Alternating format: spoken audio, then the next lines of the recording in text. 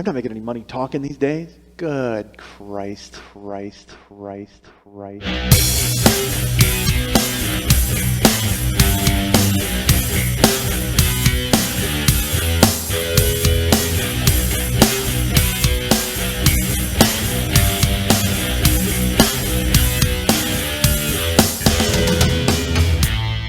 I'm a dick, folks. I'm not gonna lie to you. Still am. I guess I am a decent guy because I'm a fucking jerk, and I'm not a jerk. Apparently, I'm a dick. I'm not an awful guy, but I've done so much ridiculous stuff. I'm an awful guy. Hey, what's happening? Mike Schmidt, 40-Year-Old Boy Podcast, coming to you live on tape, on Pixel. I don't know. What do they use? Digital? I don't know. I'm in your computer. That's where I live. Sitting here in Lili's house with my size 13s propped up on her nice chair, ruining her satiny pillow. You remember Satiny Pillow, by the way, don't you? Open for the Four Tops on the very first Motown tour. Satiny Pillow, not good, I must admit. Although they did branch off and eventually become the Velvet Underground.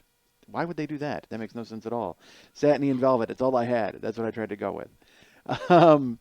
Here's something I'm going to say to you folks right now as I sit in Lily's house. I don't understand why there are not more parking-related deaths. Because I just now was driving in circles looking for a parking spot at the fantastic Lili von Stupp abode, driving around, and there were no spots. And the worst part, oh God, you know the worst part? I think I've talked about this before. Parking lots are a racket. I mean, like anywhere where you got to pay to rent air and put your car. So that all that is protection. That's like the mob coming and going, hey, it'd be a fucking shame if anything happened to your goddamn store. Well, that's what it is with parking spots. It's like if you go to a parking lot, they're like, hey, why don't you park here? We'll make sure nothing happens to your goddamn car. It'd be a shame if something happened to a park down the street. And that's exactly what a parking lot is. It's a protection racket like the fucking mob. And by the way, I do not do voices or accents. I don't know who those people were that I just tried to do. Hey, what's hey? That was awful. All of a sudden I'm Rocky Laporte. And Rocky's going to kill me when he sees me. Because I see him a lot. Yeah, I've run into the guy once every 5 years I see Rocky. He's going to murder me. So I don't understand. Because just now I'm driving, trying to park. And I have to circle and circle and circle. And then that's even weirder. Because then you feel like you're on a stakeout. All of a sudden I'm fucking Serpico looking to put my car somewhere. And then for some reason there's like a businessman confab around Lily's house, and I've seen it before where I've come to Lily's place and gone up the stairs, and there's a bunch of businessmen sitting on the stairs, like guys in suits with cigarettes and binders. You know, it's like walking out of the set of Boiler Room. Like I'm waiting for Giovanni Ribisi to try to sell me some stock that means nothing to anybody. And it's just all these guys and they're gibberish and they're I mean, I don't know what the hell they're doing. All I know what they're doing is they're taking up parking spaces.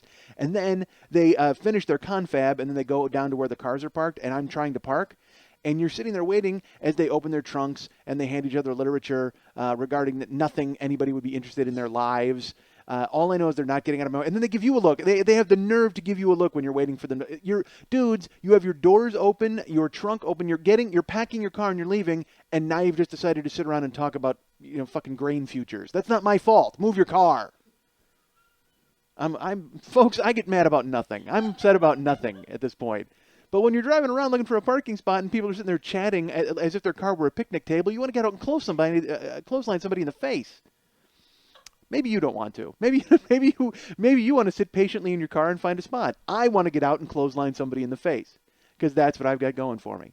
And today, by the way, not even a good start because right now it's, 2 o'clock? I don't even know what time it is on a Wednesday afternoon. This was supposed to happen at 11 o'clock a.m., this recording session. And I, got up. I was ready. I was all showered and dressed, and I came over to Lili von Stupp's house, and I knocked on the door, and nobody answered. And and I had found a parking spot very easily at that point, much earlier. And this is before the businessman conflagration had started. And I knocked again, and nothing. And knocked again, nothing, and left. I just had to leave because Lily sleeps in. Let me go ahead and drop that in your lap. Lily is because she's notoriously up all night taking her clothes off for strange men. Then in the daytime, she's. Hold on, I moved my microphone there. I don't know if you may have lost my voice. I don't know how that worked. And so then I come here today, and then she's asleep. And it was funny, but before she took over the producing duties, because she was my friend. She was my friend. Believe me, that is long gone now. No longer is there any sort of friendly relationship happening. I said to her, I go, because she offered, once Eric stopped producing the show, she offered to do it. She was very excited to do it. And I said, look, I can't go that route because we're friends and I want us to remain friends. And I know her. And I was like, look, there's going to be a time where you don't want to do it, or you're going to be tired, or you're not going to get up because, Lily, some people need 8 hours of sleep. Some people need 18. I don't know how that works. All I know is Lily seems to enjoy being in bed, whether it's sleeping or otherwise. That's where she does a lot of her best work, from what I understand. But yeah, she's notorious for just being crashed. Like, you'll call at 4 p.m, you'll get this, it'll ring 9 times, and you get, hello. Wow, I'm sorry to have interrupted your nothing, as you sat there in a coma. But yeah, so this morning, knock, knock, knock, nothing. So I was like, all right, I'll go do something. I'll figure out what to do. And then finally she called my house at about 12 and was like, were you already here? And I told her that I wasn't because I didn't want her to feel bad. And I was like, no, of course I haven't been there. I've just called a few times and said I was running late. And she's like, oh, okay, well, you can come over anytime you want. I go, fantastic. Thanks for the green light. That's good to know. And it's funny because this is not the first time this has happened. When I was this is back in the days when see, folks, I didn't graduate high school. I'll go ahead and drop that in your lap right now. That goes a long way toward explaining why I'm sitting here in headphones in somebody's living room. I was a guy who just fucked around in school, man. I notoriously failed first and second period every year because I would sleep through them because I was, I'm very much a Lili von Stupp type of person in that I would be up all night watching the dating game and the new treasure hunt and watching Letterman and then going to bed at like 4 a.m. And then I would barely get up for school and then I would zombie out and sleep the first and second period. And I may be the last person on earth who didn't graduate high school, by the way, because they just normally, it's the assembly line where they just go, fine, you know what, you're going to just get him out of here. We don't want him. We don't want to deal with it. But for some reason, they decided they were going to make like an example of me, I suppose. And because they figured, you know what, he's smart enough to do the work. Of course he knows he's supposed to do the work. But I was a guy, I constantly would ditch class. I mean, I would have this horrible feeling. I don't know why I did it. Again, as a child, I was very much like I am as an adult.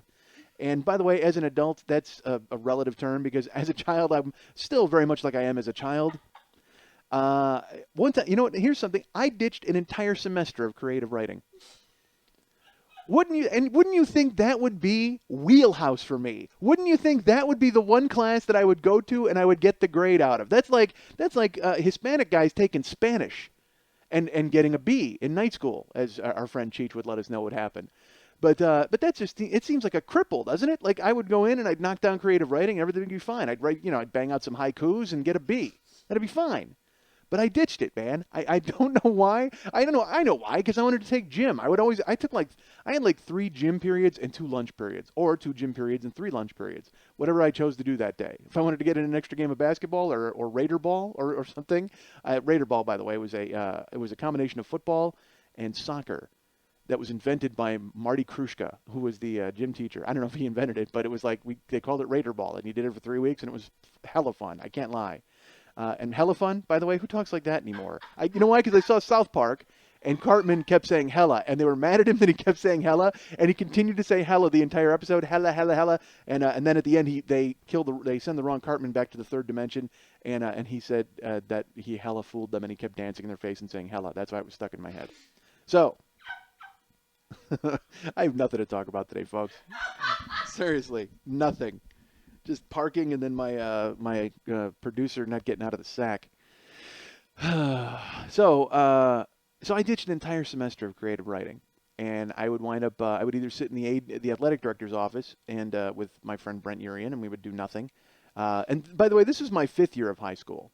So I obviously hadn't learned much of anything. I went to high school for 4 years, and then they were like, hey, you should stick around for a 5th because, we're not possibly graduating you, Mr. No Credits. I said, you know what? That's not a bad idea. I think I'll do that. Because I honestly, it had to even out age-wise anyway, because I got double promoted. The first week of first grade, I took a test, and then the next week they put me in 3rd grade, which was great. I wasn't going to do any more work. I didn't think. I mean, 3rd grade, who knows? Wait, here, I'll tell you this. All right, this means. All right, I don't even. Again, I have no idea what I'm talking about this week, folks. So bear with me. In kindergarten, I'll tell you this story. When I was in kindergarten, we had show and tell. All right, and this is how different the world is now from what the world is when I was in kindergarten. Show and tell one week, my mom gave me a bullet to bring to school. It was a bullet from, I guess my dad had guns. I have no idea. I was in kindergarten. What the fuck do I know? My mom gave me a bullet. And I'm not even kidding. Like that, I wish, like that sounds like an outrageous story and it's ludicrous and ridiculous. And the thing is, if that happens now, my mom's on the news and I'm getting raped by eighth graders in some, juvenile hall somewhere because they take me away and they put me in a foster home or whatever the hell they're going to do. But I brought a bullet to school for show and tell. How weird is that? Like when I think about it now, I'm stunned by it. That's how high and out of her mind my mom was when I was a kid. So I show up with the bullet. I remember it and bringing it, and I was like, I brought a bullet and I stood in front of the class and I told them it was a bullet. And I didn't know. It's not like my mom gave me a pamphlet from what, to explain what gun it came from. This was just a bullet at show and tell in Chicago. And I remember the teacher looking at me and going, okay, well, I'll tell you what, why don't you give me that so I can hold it for safekeeping? And then, and my mom had told me nobody touches it but me. Nobody. And I told the teacher, I go, well, my mom told me to make, it's very important that I hold on to it and make sure that it doesn't go anywhere. And she's like, no, it's okay. It's nap time, so I'll hold it while it's nap time. Then when we're done with nap time, that's how weird. It's nap time and I have a bullet. How crazy is that? It's like I can't even, there's not even any humor to dress it up. There's not even anything to make it sound sillier or weirder than it is. I got a fucking bullet in kindergarten for show and tell. My mom is insane. What is she doing? So I finally relent. I let the teacher take the bullet, and she puts it, and then the teacher takes the bullet, which is an entirely new meeting these days. The teacher takes the bullet, she puts it in the desk, and we go and we put our heads down. When you have to take a nap, they turn the lights off, and everybody puts their heads down. And then the janitor comes in and molests everybody. No, he doesn't. Wouldn't it seem like that would be the perfect time, though, if you're the janitor? Like, you just slip in. When the teacher walks out, you're like, all right, here we go. It's like it's an all-you-can-grope buffet. But luckily, there were no janitors with those sort of inclinations in my school. So I put my head down. We all put our head down.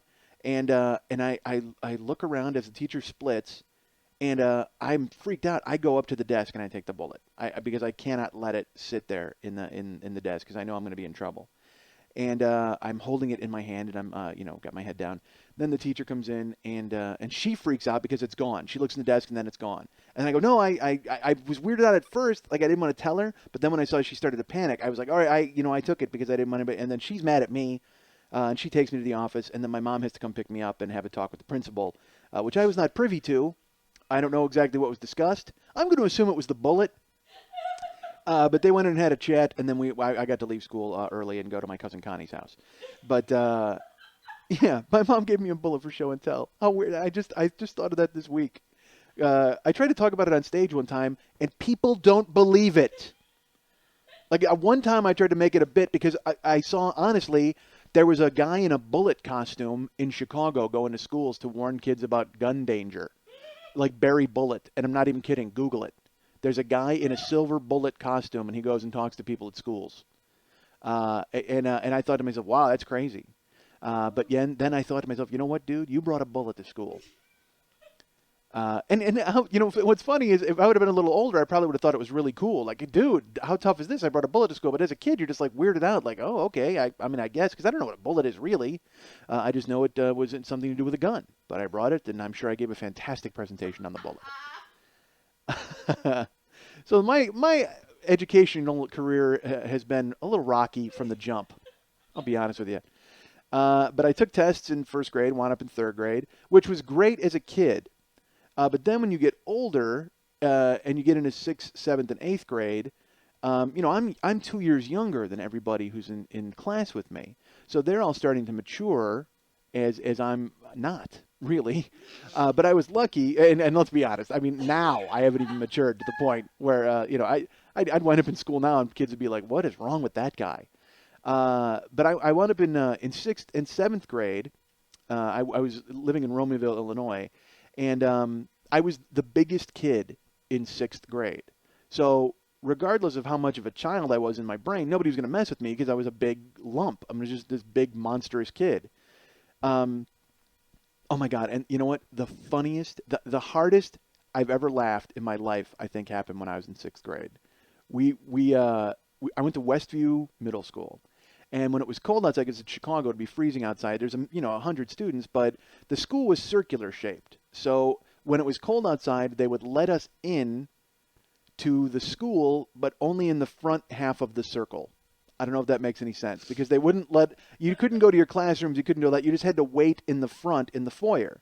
And so you'd be bored out of your mind because we were all kids. And, we would play sandlot football when we were kids, and we would play even before school, like right there outside of the school at 7 a.m. We would play, and our block would play other blocks. Like we were the Gordon Street Warriors. Believe it or not, I lived on Gordon Avenue, and we named our team the Gordon Street Warriors.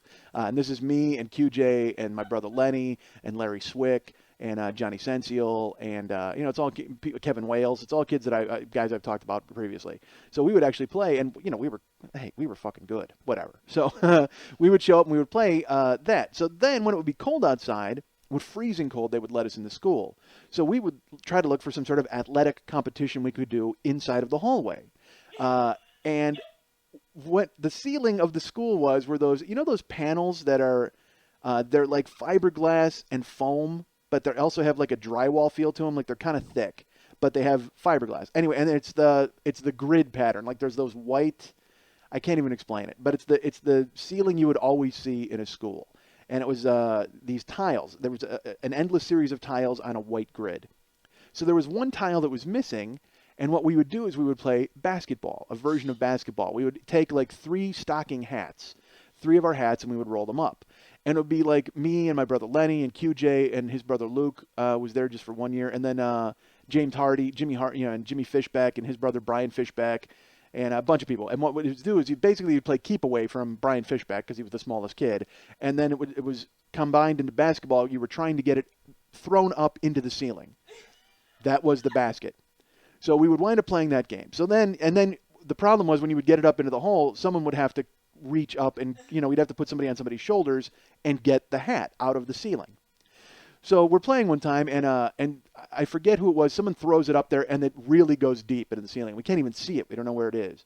So we're like, well, someone's got to climb up there and get it. So we put Brian Fishback on somebody's shoulders, and he couldn't even reach.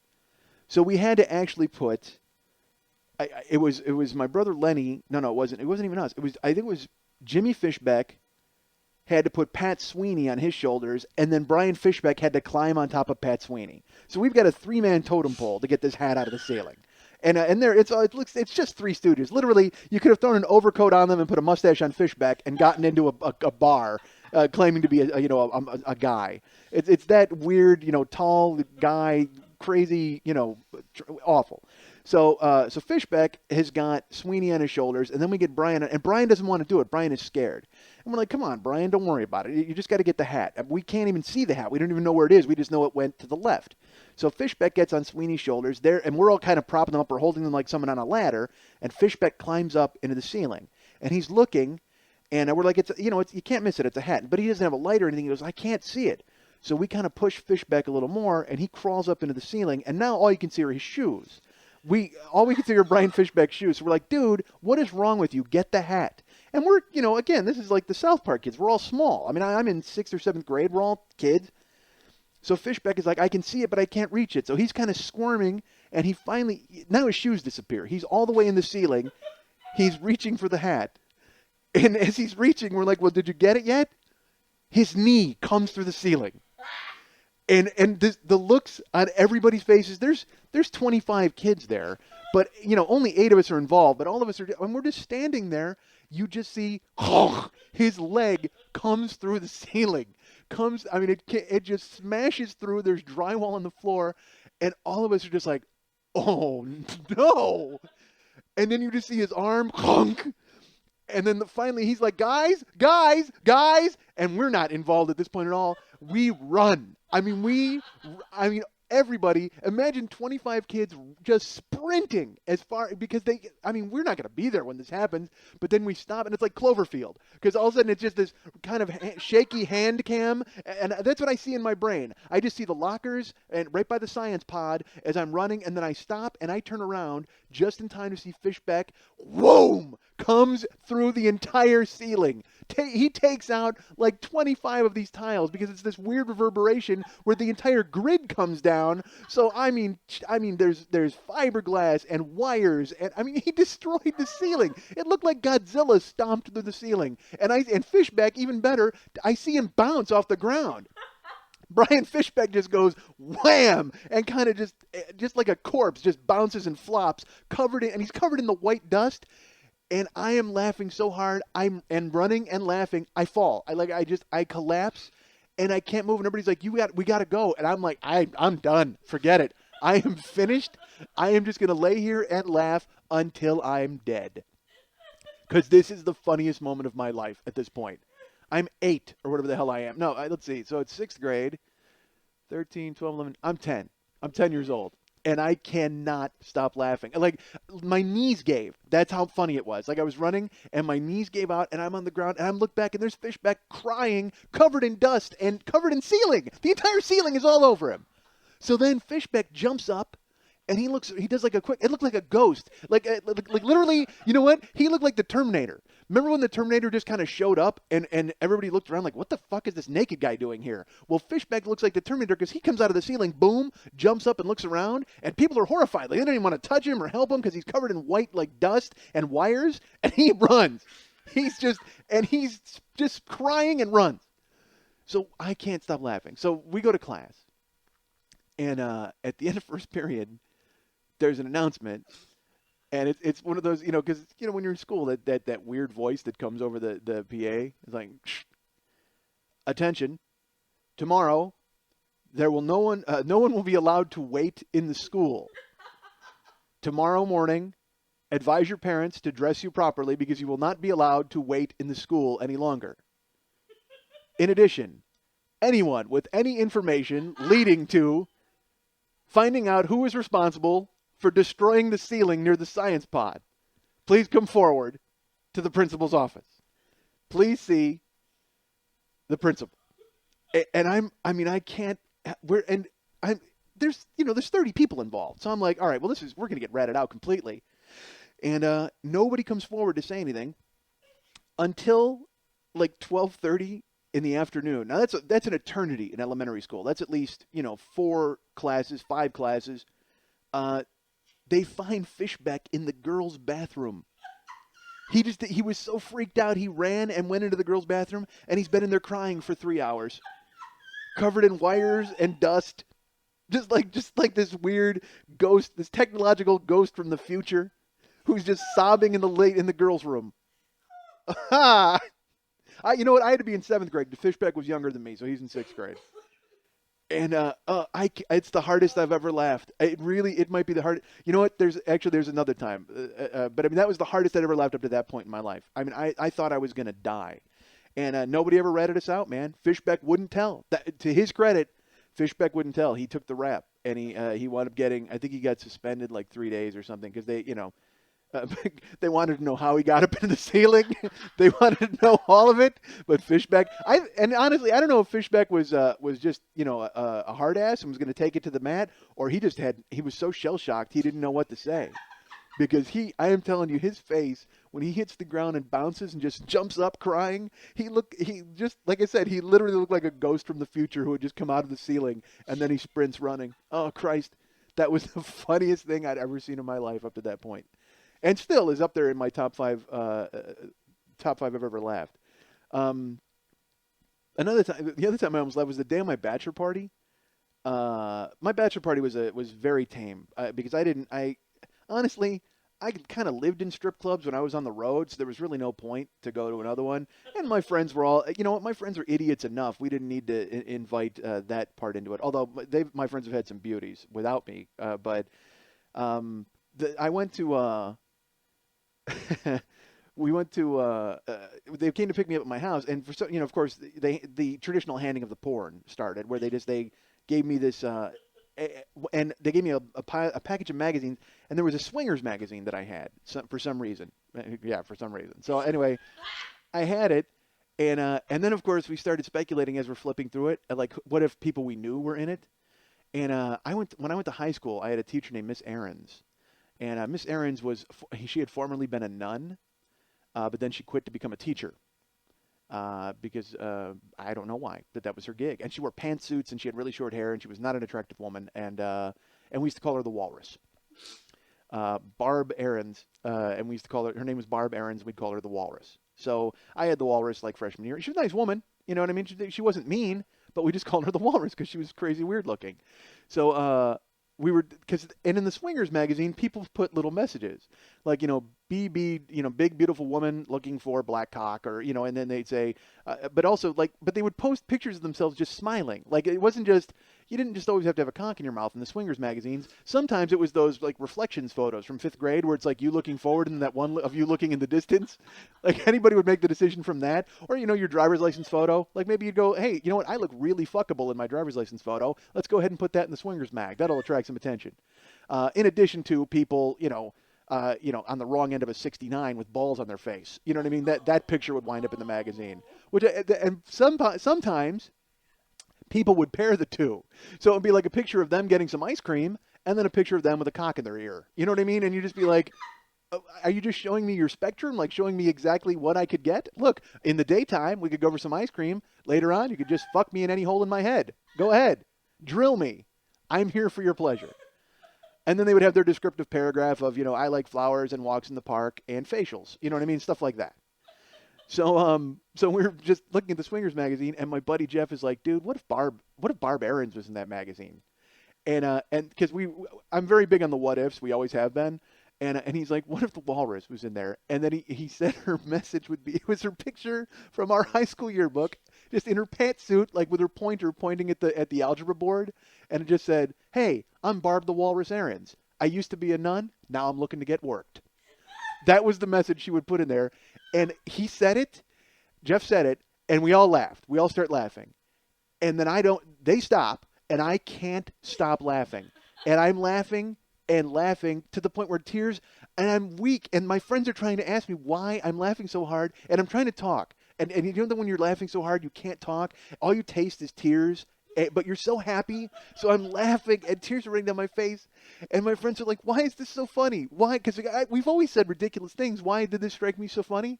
And I said, why would she put the Walrus in the fucking magazine? Why? She doesn't even know it's her nickname. She has no idea that we call her the Walrus. Why would she put it in the ad? Does she think that would in any way entice anyone to fucking sleep with her? Would somebody just go, oh, you know what? That's the Walrus. I had to take that down. Oh God. Even now it's the funny, because if you think literally in comedy, you are dead. You are so dead. And I'm telling you, I could not stop laughing. I was laughing so hard. And now I'm laughing. Why would she put the Walrus in a million? It's bad enough that she's like, because it sounds like the most perfect poem of all time. Hey, I'm Barb the Walrus Aarons. Hey, who writes hey? Hey, I'm Barb the Walrus Aarons. Her picture from school, I used to be a nun. Now I'm looking to get worked. She uses not only her last name, but her nickname that she has no idea she has. Oh, Christ. I was laughing. I thought I was going to die. Like I couldn't breathe. I was laughing so hard. And it continued. I would laugh. And then if I would think about it later, because we took the train into Chicago, I got to the train station and again had to sit down because I was laughing so hard at that. Just the very fact that she would put her nickname in the Swingers magazine was beautiful. Oh, Christ. That's still, I laughed so hard. I thought I was going to die. I thought I was going to die. And there's no better feeling than that. I feel great now from even thinking about it and laughing. I saw a guy almost die from laughter once. I was on the road in Columbus, Ohio. We were working at the Funny Bone, and it was me, Mike Toomey, and John DeCosse, two very funny guys out of Chicago. And we would go to the shows, and then we were in the condo doing nothing, like just making fun of everything in the world. And Mike Toomey is a guy who can do 1,000 voices and do them very well. He does on stage. He does Adam West from Batman, because that's what I'm saying. Obscure voices.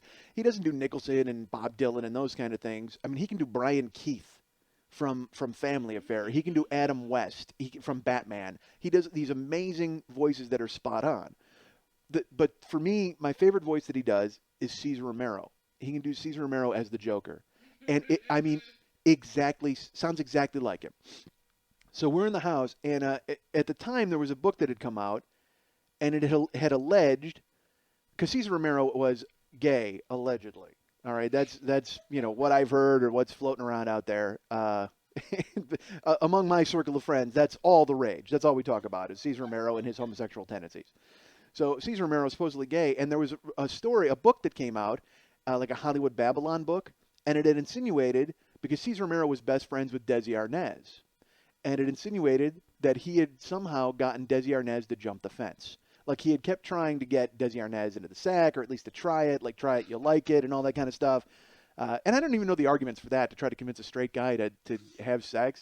Because you always hear about like John Lennon and Brian Epstein too, where John Lennon was trying to get him to succumb, and there's rumors that eventually they do. That's the thing that cracks me up.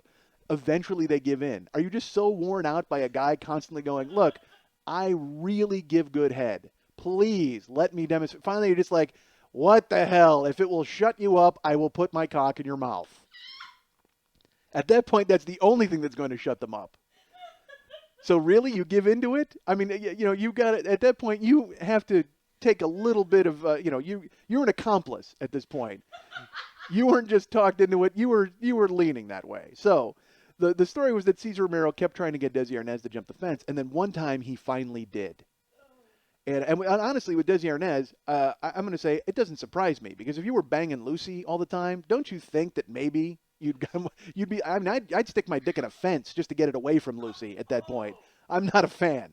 I understand when she was younger, she was a looker, but then later on with the and they're just never funny and awful, and that horrifying sandpaper voice. Jesus Christ, I'd be scared that if she blew me, some monster would climb out of her throat and grab it. Because there was something going on with that voice that made it just awful. So apparently Cesar Romero got Desi Arnaz to jump the fence. Well, we're joking around about that, and Toomey starts doing, and again, this is not going to be as funny to you guys because I can't do the voices, but he starts doing situations where Cesar Romero is trying to trick Desi Arnaz into having sex, and along the lines of, all right, I'm going to do it, but it's not going to be as funny, and I apologize. Someday I'll get Mike to do it. But it was Cesar Romero was a pilot, and he takes Desi Arnaz up in his plane, and he's teaching him how to fly. And I'm going to half-ass the voices, but that's it. And he's like, oh, Desi, you take the wheels, take the controls. You are in control of the plane. You know what? Cesar, I will go ahead and fly the plane now. Cesar, why did you kiss me? I did not kiss you. And it was like 15 minutes of build-up. They were lifting weights, and he's spotting him lifting weights, and he winds up kissing him, and then he reaches into his pants. I mean, like, it's just, and we're laughing so hard. And John DeCosse at the time, me and Mike's a skinny, like a normally built guy. John DeCosse and I weigh a combined 1,200 pounds. I mean, we are just huge hunks of Chicago comedy beef. Just these monstrous dudes who are worried about breaking couches in the condo. I mean, we're just gigantic fat guys. So we're laughing. John DeCosse continues to laugh, and he falls on the ground. And Toomey he keeps doing the bit, and John is waving at him like really trying to stop him, and John's turning red. Like John is really in danger at this point, and I'm laughing, and I can't stop laughing. Then finally I'm like, Mike, man, John is crawling down the hallway to get away from Mike talking, and Mike continues to do the bit, and finally, I had never seen John move this quickly. John gets to his feet and runs. Just lumbers down the hallway and pinballs down the hallway like the guy in the Aha video, and just bang, bang, bang, and then tumbles into his room and slams the door. He's like, I can't. I have to breathe, Mike. Seriously, I cannot deal with this. But I thought John was going to die. He was choking. He had there was drool and red face, and he was just doing that like where you can't breathe because he was laughing so hard. I almost saw a guy killed by laughter. Mike Toomey almost killed a guy by making him laugh too hard. Beautiful. And I'm glad it didn't happen. Although that probably pays off the story a lot better if John dies. I mean, I'm a fan of John and I enjoy him being alive, but how great is that story if John actually dies? John should have died. That would have you know what? Absolutely. John should have kicked it. That would have been a much better story. So what the hell was I talking about before that? Laughing. Errands. Oh, fish. Oh, yeah, school. So, I was double promoted. I skipped first and second grade, and then in sixth and seventh grade, like I said, I was the biggest kid And I had known these kids for a few years. So we moved in the middle of seventh grade, and I wound up going to a different city, Bolingbrook, Illinois. And I went to B.J. Ward Middle School. And in sixth and seventh grade, I never had any problems because like I said, I was the biggest kid, but also I knew everybody. And so we were all kind of on the same footing. But then in seventh grade, I don't know anybody. And I show up, and at the time, like I said, I'd been double promoted, so I'm only 11, and everybody else is like 13 and 14. And when you were 13 or 14, you remember 11-year-olds were pretty easy prey at that point. So I show up, and, I don't know anything. I don't know anybody. And there's a kid named Glenn Gardner who, for some reason, decides that I need to get my ass kicked. And, I'm like, all right, I don't know what that means. What it means is that Glenn Gardner launches a terrorist campaign against me. Like, he walks past me in class one day and slaps me in the eye. Who slaps somebody in the eye? Like, I mean, I understand if you push me. Like Glenn Gardner, that's how advanced he is as a fighter. I gotta give Glenn Gardner some credit right here, because he walked by me in class, and you could shove a guy or push him or anything like that. He smacked me right in the eye. And what was funny is when we were in sixth grade, we used to do stuff like that to everybody. Like we had a thing called a bazit and a biao. I know that sounds really stupid, but when you're in sixth grade, it was when you would sneak up behind somebody and you would grab their forehead and pull back as hard as you could on their hair. And you go, bzit! That was a bzit. And a biao was when you would do the same thing, but you would grab their eye and you would yank. You would go, biao! And you would pull their you would sneak up on guys. It was like, remember a flat tire? Like when you would stand, we weren't happy just ruining footwear or causing people to shine their shoes or tie their shoes. We were into maiming. So we would do a bazit, a biao, and there was a thing we had called, Jim Rooks, I think was the one who named it. These are guys that Lenny hung out with, my older brother Lenny. And there was a thing called a tui. And what it was you would lick your finger and smack a guy in the temple. It's like, tui! And you would hit him like in the eye or in the temple. Yeah, not good. We were animals. We were just little animals at this point. So I get a tui from Glenn Gardner I'm not even expecting. Because I don't even know if that technology has made it to this city. But I'm sitting in my seat. Glenn Gardner walks by and whacks me right in the eye. And doesn't make the cute cartoon tui noise. It's like, fuck you. I'm just punching you in the eye. That's all it was. Smacked me right in the eye. So that apparently signals that I'm to fight Glenn Gardner. So it gets around that I'm going to fight Glenn Gardner, and we're going to fight on my block after school. So I live on Lawton Lane, and I get to Lawton Lane that day after school at B.J. Ward. And there are, I'm going to say it was roughly the size of a World Cup crowd. That's how many people were on my block waiting to see the Gardner-Schmidt confrontation. And again, I got to tell you, I am not a willing participant in this at all. Because up to this point, I've never really had to fight.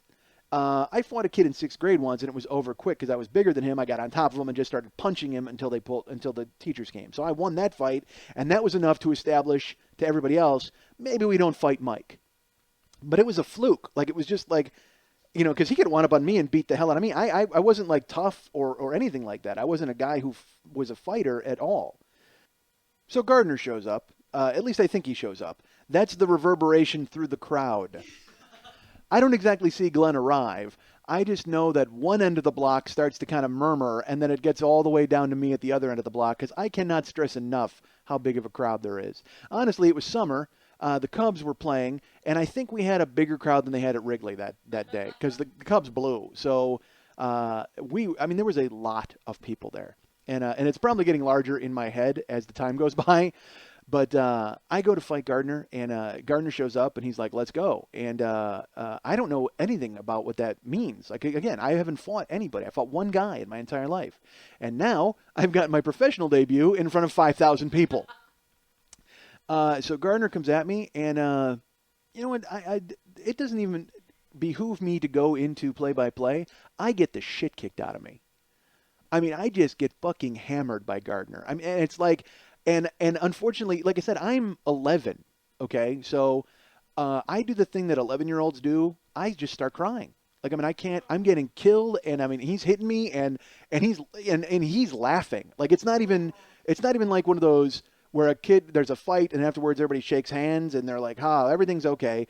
I'm in a new town at a new school in front of people I've never seen before, and I can't stop crying as this kid kicks the shit out of me on my block.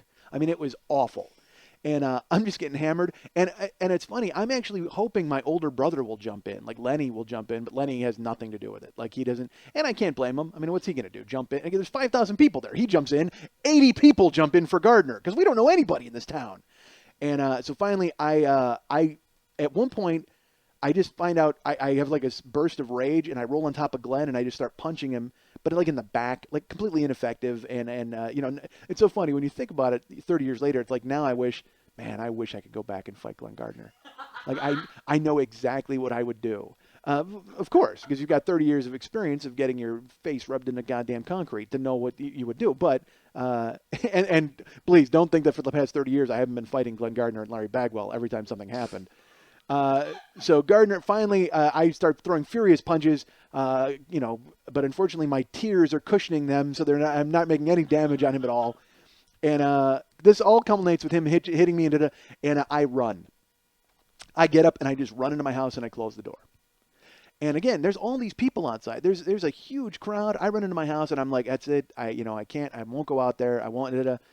And then, like I said, though, you know what? When you're a kid, those kind of fights wind up being friends with the guy afterwards.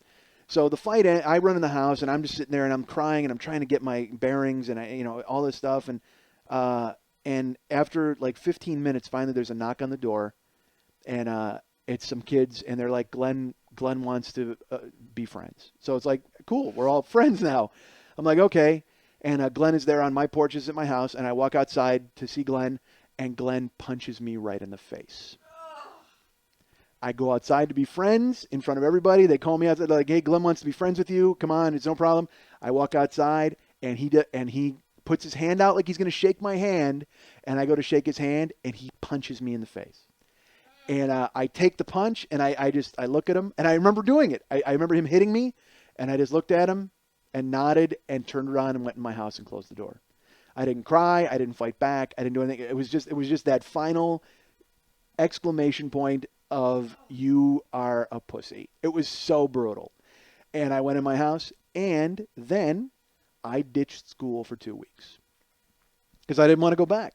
I mean, I knew what was going to happen when I went back. I mean, because now I'm a bitch. I mean, now it's like I just got my ass kicked in front of everybody, including the most amazing exclamation point in the history of fights when he called me outside on my own porch with the fake whoop-de-doo handshake punch in the face that you don't see coming. And I literally ditched school for 2 weeks. I don't go.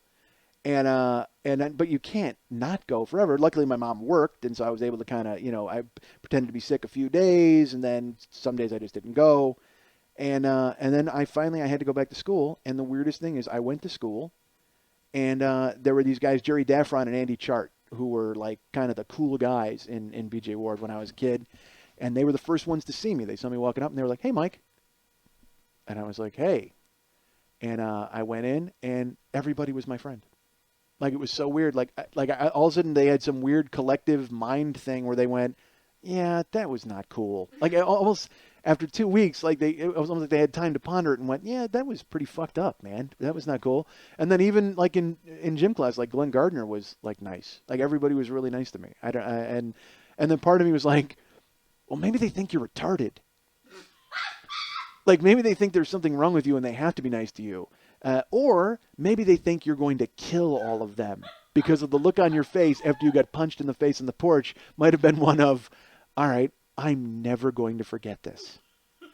And I don't know what happened, but sure enough, I went to school and everything was fine. We were all friends. It was crazy. So getting double promoted was fun at first, but then not so fun for that 4-week period. But the thing is, I just never did any work, man. And I would guess, you'd pass, you'd get through 7th grade, you'd get through 8th grade. But then I got to high school and they decided they weren't going to pass me. And it was funny, like freshman year, they called me in because it was so bad they decided to give me tests. Like, that kind of thing where they're like, well, we know he's smart, but maybe there's some sort of learning thing. Who knows? So I remember this vividly. They bring me in to give me a test. It was one of those reading comprehension type of things, or, I don't know the exact word for it, but I remember the test, and the first question they asked me, because it was a verbal test. They said apple is to pear as peach is to, and then there are four choices. There was rock, carrot, banana, and tomato. And I said rock. And they looked at me and they said, no, it's banana. And I said, oh, okay. And I go, and they were like, well, why would you say rock? An apple is a fruit and a pear is a fruit and they both grow on trees, and a peach is a fruit and a banana is a fruit and they both grow on trees. I said, yeah, well, apple has 5 letters, pear has 4 letters, peach has 5 letters, rock has 4 letters. And they immediately left and went to get another test. They made this face, they looked at me, and they went, all right, we'll be right back. And the guy got up and he went and got a completely different set of tests. So I was just, I don't know what they were, if they were just like, hey, this guy is really smart or crazy or we don't know what he's doing. But all I know is they made me do 6 hours worth of fucking tests after that question. What was going to be just like flashcards and, hey, how you doing? Turned into dimmed lights and number 2 pencils and Scantron for a fucking week. But nothing ever came of it. I wound up being in school and not graduating because that's what I did. So then you know what? This whole thing started because of you not being awake. So you know what? Here's the story that pays off everything. It doesn't really, but who cares? This happened to me once before. After 1985 was my 5th year of high school, and I didn't graduate then either. And then I decided, you know what? I'm just done going. I think 5 years was enough of me to take a run at this. So I never finished this. I was in creative. I ditched an entire semester of creative writing. I used to ditch classes all the time. I mean, that's what I would do. But I ditched creative writing, and I would see Mr. Orlock was the teacher. I would see him in the hallway. He would see me, and he would just kind of nod at me and just go, Mike. And I'd go, hey, Mr. Orlock, how are you? And the way he did it was, he decided that you always hear those stories about the one teacher who stepped up and changed everything forever for a student. Mr. Orlock was not that guy. He was a good guy, and when you took class with him, you liked him because he was kind of a young guy. And you know what? I had mass media class with him and loved it because we watched One Flew Over the Cuckoo's Nest and West Side Story, and we had to read the books, and it was The Graduate. He showed us The Graduate for the first time, and so I loved that class, and that's one of the reasons why I was in creative writing. And also because I thought it would be easy, and I'm sure it would have been if I ever would have gone. But Orlock decided, he was like, well, look, this kid obviously isn't going to come. So all he did was follow the rules to the letter. He never stepped in with me and said, hey, dude, you need to come to class. Never sat down. He would just consistently put me as absent on the form because he knew eventually that would either catch up with me or I would have to deal with it. And honestly, when you look at it now, it was kind of a chicken shit way to deal with it for Orlock because he saw me. He could have taken me aside and said, what are you doing? But instead he would just put my name as absent and let the school deal with it. He washed his hands of me. And I guess I can't blame him because I fucking washed my hands of him. I was openly mocking the guy walking past him in the hallway, for God's sakes. But he would put me as absent, and then I would have to try to figure out some sort of tap dance to get out of being punished. And sometimes I did. Sometimes I'd wind up in internal. And internal was where you sit in one white room all day and you can't talk. And they always thought that was a punishment for some reason, like that you were going to be in this one room for 8 or 9 hours and by yourself. Well, but I had a system, man. I would sleep the first 2 hours, and you couldn't sleep in internal. That was the thing, is they said you couldn't sleep. So I am a guy who can sleep anywhere at any time. Like on a plane, if the plane was going down, I would still catch a nap before my death. I mean, I'm that guy. So I invented a thing where I would be at my desk. And we would have, big English books or history books or whatever. And I would bring one big book and I would put it on the desk straight up and down. And I would balance my head on it like I was reading the other book because I would have an open book in front of me and I would just sleep because I would never put my head officially down on the desk because that would indicate that you were sleeping. But I can sleep in the light. I can sleep anywhere. It doesn't matter. So I would just balance my head on a book and crash for the first 2 hours. Then for periods 3 and 4, I would read the newspaper. I would just sit there and read the paper for episodes until we went to lunch. This sounds a lot like my job at Coast to Coast Terminals, actually. So I had a lot of training for how to waste time and ruin everything for everybody. So I would be an internal all the time. I didn't like it because I couldn't go to gym and I couldn't do what I wanted, but I was able to handle it pretty easily. And Mr. Mahalik would see me, and he just had teachers make a joke out of it at that point. He's just like, usual seat, sir, like that kind of thing. Yes, of course, Mr. Mahalik, the usual seat. Isn't it funny that I keep getting punished? So So Orlock one time, he sees me in the hallway and he gives it to me and he hands me like a note, like a. All of a sudden I'm like, is this gonna find out if I like you? I hope not, because that would be bad. Because in high school, that's you're circle one, yes or no. Well, I open the note. It's my progress report, because halfway through the semester, you get a progress report that has to be signed by your parents. And on mine, it has like works well with others and all that kind of stuff. And he just wrote question marks next to everything, because again, I'm not there. He doesn't know anything about me. He has no idea what I do or. So he literally, it's like his completed work, has done this, da, da, da. Completed work, he checked no. Everything else has a question mark. Works well, good attitude, da da da. He's just like question marks. In the comment section, all it says is, there is no way short of a heavenly miracle Mike will pass this class. And so it made me laugh. I had to, I'm just like, ha ha, nicely done, Mike Orlock, the digger. We used to call him the digger Orlock. And we had the walrus, we had the digger, we had them all there. And EJ, that's EJ Bronkema, she was there, whatever. So the digger. So of course I took that progress report immediately home and forged my mom's signature to it, and then snuck into his office when he wasn't there and dropped it on his desk. Because if I had any balls, I would have gone to class that one day just to turn in the progress report. Here you go, take that. But I didn't. Instead I wound up playing European handball in gym. So anyway, so that's after high school. I've got nothing going on. I mean, not that I had anything going on during high school, but now my friends who are smart are all in college or off doing their thing, and I've got nothing going on, man. I'm living at home, and just doing what I was doing, except now the school's not involved. So now I'm home just fucking around. Well, there's another guy named Carl Papasek who he and I wind up hooking up, and he was the valedictorian, I think, but for some reason he had the same disease I did, where he didn't want to do anything ever at all. So he's home all day, I'm home all day, and my mom is getting tired of seeing me lay around the house with no job and no school now and nothing, no diploma. Everything has gone to hell. And so I go hang out at Papasek's house. And this is the summer after 85. So he's actually, you know what? He was going to Notre Dame. I completely apologize. This is before he went to college. So Carl was all lined up. Like I said, he was the valedictorian. He was going to Notre Dame. Everything was fine. But that summer, he was a lost soul like me. So I would go to his house in the morning, and we would. he was a big sports guy like me, and he had huge shoe boxes and shopping bags full of baseball cards. So we would busy ourselves with quizzes about stats, and then we would start piling them in stacks of who had which ones had the little cartoon and all that kind of stuff. Then it deteriorated into he and I flipping cards into hats, which I say deteriorated. It could not have been more fun. Sitting in his air-conditioned basement as our lives slipped away, flipping Tony Olivas into a goddamn baseball hat. It was so fun, and we would each have. I couldn't find a game out of anything, and so we would have. I would have all the Minnesota Twins, and he would have all the Orioles, and we would just kind of rapid fire the cards, and at the end you would count how many Twins and Orioles were in the hat, and that was the guy who won. So we would devise all of these things. I remember going over for the NBA draft, whatever. So I was killing time at Papasek's house. Then it's time for me to get a job. My mom has announced that I need to get a job, or I don't know, what something horrible is going to happen. Who knows? So Papasek is going to give me a lift to my interview with the telemarketing people that I've somehow conned into seeing me. So I sit at my house and I'm waiting, and Papasek doesn't show up.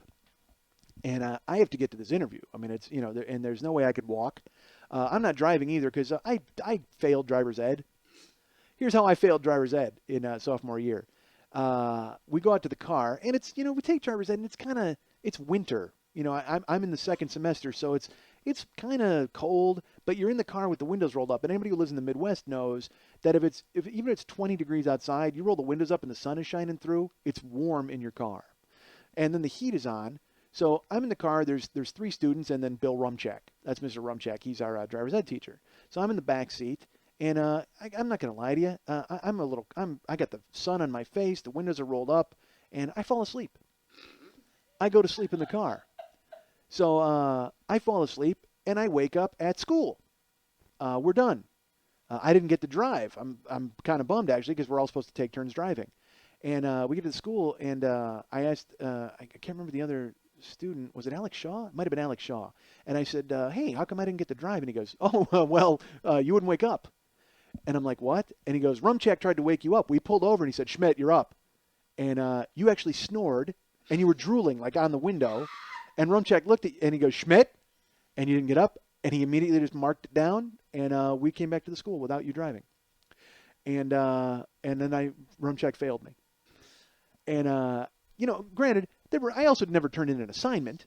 So that wasn't the only reason. But at that point, Rumchak hated me. And, and he was also the wrestling coach, so he had a bad attitude anyway. And by bad attitude, I mean he was an adult trying to teach children, and I was not doing anything that he said. So I failed driver's ed. So I got no driver's license. Papasek's supposed to come and pick me up and take me to get my interview. He doesn't do it. So then I go to Papasek's house on foot with my gray sweater and tie on in the heat as I march over to Carl's house. And Carl's a fuck up like me at this point. And because, we're both sleeping till 3 p.m, and then I'm coming to his house and we're eating, sandwiches and then flipping baseball cards. Well, this time I've got a job interview. So he's supposed to be at my house at 10 a.m. 10 comes and goes. 11 comes and goes. Finally, I go to his house. It's 11:30. I walk to his house. I get there about 12. And I knock on the door. He doesn't answer it. Then I knock on the door hard. He doesn't answer. I know he's in there. He's the only one in there. I pound on the door. Now I'm punching it. Like I'm really hammering the door. And he doesn't answer it. So, like any normal person, I go home at that point, right? Incorrect. I break into his garage. I go down to the garage, and when I say break in, I didn't really break anything. But I went into his garage, which you shouldn't do if the door is closed. I open up his garage, and I go to go in his house. Like who am I? Why am I doing it? But I'm furious that he's not helping me. And again, he's supposed to pick me up. And by the time I get his garage door open, and I walk into his garage, and I open the door to go into his house, he's standing there, like in his underwear. And he goes, the fuck do you think you're doing? I go, and of course, I'm a master. I turn around on him. Where the fuck were you? Sleeping in my house. You were supposed to take me to get a job interview. And he's just like, get out of my house. I'm like, dude. And he goes, get out of my house. And so I did. I got out of his house. And I don't think I've spoken to Carl since. Because, the rest of that summer, he wound up, he didn't want to see me. And I don't blame him because, some maniac in a tie is trying to break into his house. And, you know what I did? I did the trick that I always do, or did. I don't do it anymore, as far as you know, potential employers. I just go in the next day for the interview. I show up, and they're just like, you were supposed to interview yesterday. Oh, wrote it down incorrectly. Thought it was today. Can we interview today? Sure, no problem. Nice. And I wound up interviewing. I used to do that with jobs all the time. I would take the day I was supposed to show up, I wouldn't show up, and then I'd show up the next day at that time. And they go, you're supposed to be here yesterday. You sure? When I interviewed, I'm telling you, they definitely said Wednesday. They're like, you're here, whatever, go ahead. Because it was like, for some reason, I had to have that final day off. I needed to absolutely have that one last day to get my head together, even though I had a million days before that. Then when it was time to go to the job, I was like, you know what, I'm not going to go in today. And then I would go in the next day at the exact same time and go, well, ready to work, let's go. Oh, I am a failure. God, I am a failure. It can't be denied, folks. I am so lucky I can talk. Although that doesn't do anything for me either. I'm not making any money talking these days. Good Christ. All right, you guys can get me at MikeSchmidtComedy.com. Send me emails to mike@MikeSchmidtComedy.com. You can go to myspace.com/MikeSchmidtComedy and check out my comedy page there. And the show is always playing at those places. You can also get me through nowhere. That's it. Oh, leave a review at iTunes. Go ahead and subscribe at iTunes. That'd be great. And leave a review at iTunes. I appreciate all of the great feedback I've gotten from everybody up to this point. And will appreciate all of the feedback in the future. I'm retarded. So also, you can go to comedyfilmnerds.com and check me out on the good side there and find out all my columns. And there should be a new one going up this week. They had wanted me to go to the Wanted screening. That did not happen. So I'm going to a different screening. Maybe I'll write about that. Who knows? But go to comedyfilmnerds.com, read my stuff, read everybody's stuff, buy everybody's stuff, and have a good time while you're there. And again, Mike at MikeSchmidtComedy.com, and again, myspace.com/MikeSchmidtComedy, and also review at iTunes. Go ahead and subscribe. That'd be great. I'd appreciate it, and so would America. And so would Ireland. I'm half Irish, and I'm part German. So would Germany. And I think I found out I'm Scottish, too. That seems weird. All right, so yeah, Scotland would also be on board. as would Wales. There's a guy from Wales who writes me. All right, good. So I would be remiss if I didn't mention this or talk a little bit about it. George Carlin died this past weekend, and it's funny. A 71-year-old man died, and I don't think I've ever reacted. Normally you hear that and you're like, oh yeah, he's 71. But I actually saw the headline and I gasped out loud, like like I made a noise, like I saw a mouse. Actually, you know what? I saw it tied to the back of a mouse. It was a weird announcement. No, it wasn't. But it's terrible, and I guess to be expected because he's an older man. And it's interesting because his last special, the first 10 minutes, was all about how he's at an age now where he can just open his address book and start crossing out all the fucking dead people. And, I thought of that, and I thought of him actually going and bringing himself to the hospital with chest pains on that Sunday, not really alerting anybody or able to go on his own power. And it makes me wonder if a guy who was that in tune with the universe might have known something was up. It almost seems like he saw it coming. And, because he had heart problems, whatever. I don't know. I'm not mystical or spooky or weird. Actually, I am one of those three. I'll let you figure out which one. But George Carlin was a major influence on all comedians. It's even silly to boil it down to just me. George Carlin and Richard Pryor are the stand-up comedians who've ever lived. They are the most influential comedians. Everybody who does this owes a debt to those two in some way, shape, or form. And, I've had many influences. Guys like David Letterman and Dennis Miller were what made me want to do stand-up. But I think George Carlin, if not the biggest influence, was certainly the first influence. And I think he might have been that for every comedian because he's kind of the first thing you stumble into. And I was lucky growing up. My mom liked George Carlin and Monty Python, so those two kind of set a comedy base for me. And I would, my friends and I would listen to his albums over and over. And the early stuff, the baseball, football, and the 7 Dirty Words, and all the things about confession and language and amazing things. But then as he got older and he developed more of a social conscience and started to really talk about things that were going on in the world. And I really felt tied to him because like him, I love chaos. I can't explain the feeling that, when 9/11 happened, it was horrible, but at the same time, part of me was almost like wrapped with attention for days because I don't know if you just feel more alive or you're just, I can look at it detached and I feel that he did the same thing where you're observers and you see it happening and he was able to take those experiences and channel them and make them funny and in a way that I don't think anybody else ever has. And I have to say that it's just a terrible loss that he's gone. So what I'm going to do here at the end, normally you hear me babbling at the end of the show, and I guess I'm babbling now. But what I want to do is I want to go out tonight. Listen, tonight, ladies and gentlemen, I'm an idiot. I want to go out this show with my favorite piece of George Carlin, the favorite thing that I've because it combined amazing language. It combined his kind of jaundiced eye and his really unique worldview, and it combined his brilliance and succinctness and the ability to take a look at things that other people would be horrified by and make them brilliant and make them funny, and also to provide a commentary on the world. And quite frankly, a world that needs to be commented on in this way. And we're really going to miss this guy. We're really going to miss George Carlin. He was absolutely, he was just the best. Whatever you think of his later career, and you're sure he was angry and he was upset. But honestly, people would say that, and I used to say, you know what? This guy's earned the right to do whatever he wants to do in this day. And we're all better for it. So normally I would go ahead and I would talk and fade, and there would be crazy music that nobody likes or listens to anyway.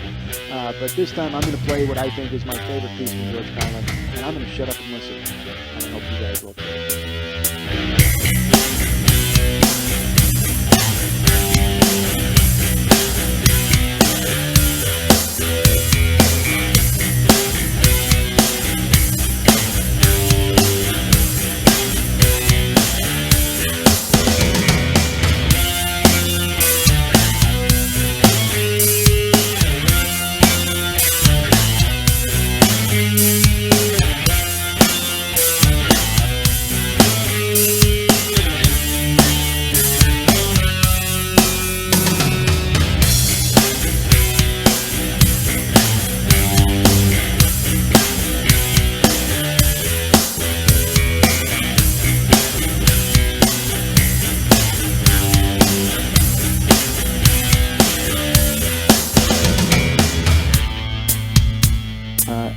folks. I'm not gonna lie to you. I'm a decent guy because I am a jerk, and I'm not a jerk. Man, I'm an awful guy. I'm not an awful guy.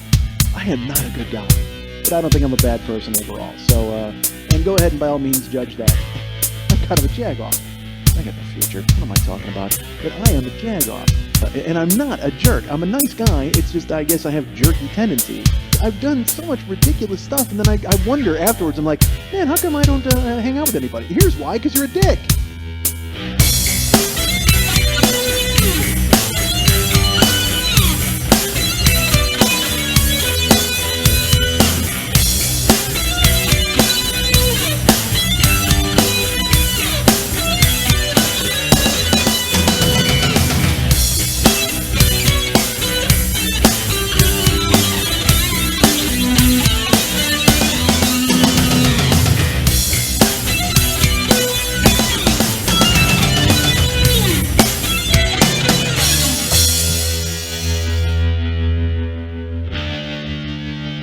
You're finished. You're finished. You're finished. You're finished. You're finished. You're finished. You're finished. You're finished.